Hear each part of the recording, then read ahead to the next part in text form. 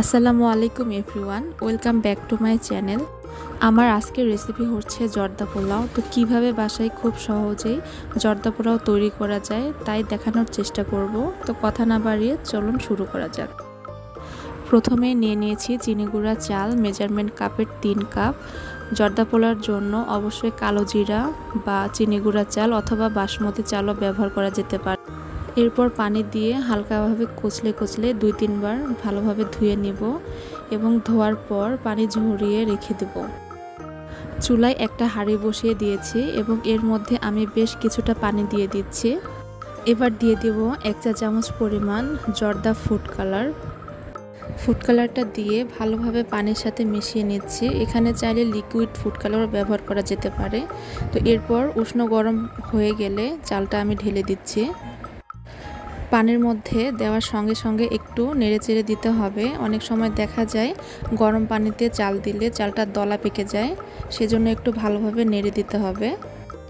এ পর্যায়ে চুলার আঁচ হাই হিটে রেখে আমি প্রায় 90%-এর মতো চালটাকে সিদ্ধ করে নিব।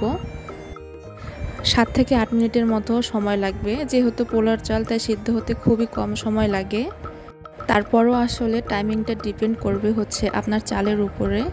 তো মেন জিনিস খেয়াল রাখতে হবে যে চালটা যেন 90% সিদ্ধ হয়ে যায়। আর এভাবেই বেশি পানি দিয়ে চালটাকে সিদ্ধ করে নিতে হবে, এতে করে ভাতটাও অনেকটা ঝরঝরে হবে।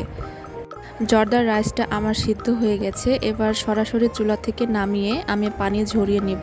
চুলা থেকে নামিয়ে সরাসরি এরকম একটা স্ট্যান্ডের মধ্যে ঢেলে নিতে হবে। বেশিক্ষণ গরম পানির মধ্যে রাখা যাবে না, তাতেও ভাতটা অনেকটা নরম হয়ে যাওয়ার একটা ভয় থেকেই যায়। এখন আমি একটা শিরা তৈরি করে নিব। তো এখানে আমি 3 কাপ পরিমাণ চিনি দিয়ে দিচ্ছি। যেহেতু এই কাপেরই আমি 3 কাপ চাল ব্যবহার করেছি। যতটুক চাল আমি নিয়েছি ঠিক তার সমপরিমাণও আমি চিনি নিয়েছি। এতে করে আমার কাছে মিষ্টিটা একদম পারফেক্ট মনে হয়। এখন দিয়ে দিলাম 2টো তেজপাতা, 2 টুকরো ডালচিনি, কয়েকটা লবঙ্গ ও সাদা এলাচ। এখন একটা মালটা আমি রস করে নিয়েছি, প্রায় 1/3 কাপের মতো রস হয়েছে, সেটা দিয়ে দিলাম। এরপর দিয়ে দিচ্ছি 1/3 কাপ পান। আরও দিব প্রায় 3 থেকে 4 চা চামচের মতো ঘি। তো অনেকেই প্রশ্ন করেন আপু ঘির বদলে তেল দেওয়া যাবে কি না। তো দেওয়া যাবে, তবে সেক্ষেত্রে শাহি যে ফ্লেভার সেটা আসলে মিস হয়ে যাবে, সে টেস্টটা আসলে পাওয়া যাবে না। এবার সব কিছুকে একত্রে মিশিয়ে নিচ্ছি এবং চিনিটা গলে শিরাটা ফুটে ওঠা পর্যন্ত অপেক্ষা করছি। যখন চিনিটা গলে শিরাটা সম্পূর্ণ ফুটে উঠবে তখনই আগে থেকে রান্না করে রাখা ভাতগুলো দিয়ে দিচ্ছি এর ভিতরে। ভাতগুলো দেওয়ার পরে সবগুলোকে একত্রে একটু মিশিয়ে নিচ্ছি। যদি কোনো কারণে কারো ভাতটা অনিচ্ছাকৃতভাবে নরম হয়ে যায়, সেক্ষেত্রে শিরা তৈরির সময় যে পানিটা দিই সেটা খুবই অল্প পরিমাণে দিতে হবে। তবে একবার ভাতটা নরম হয়ে গেলে সেটা আর পারফেক্টভাবে সেই স্বাদটা আসে না, তবে অবশ্যই রিকভারি করা যেতেই পারে। এবার চুলার আঁচটা বাড়িয়ে শিরাটা চালের সাথে একদম টেনে যাওয়া পর্যন্ত রান্না করে নিতে হবে। জর্দাতে দেওয়ার জন্য কিছু ফল ফ্রুট বাদাম আমি আসলে কেটে নিচ্ছি। শিরাটা যখনই চালের গায়ে গায়ে হয়ে যাবে ঠিক সে পর্যায়ে আলতো হাতে নেড়ে দিয়ে আমি ঢাকনা দিয়ে ঢেকে প্রায় 10 থেকে 12 মিনিটের মতো দমে রেখে দিব।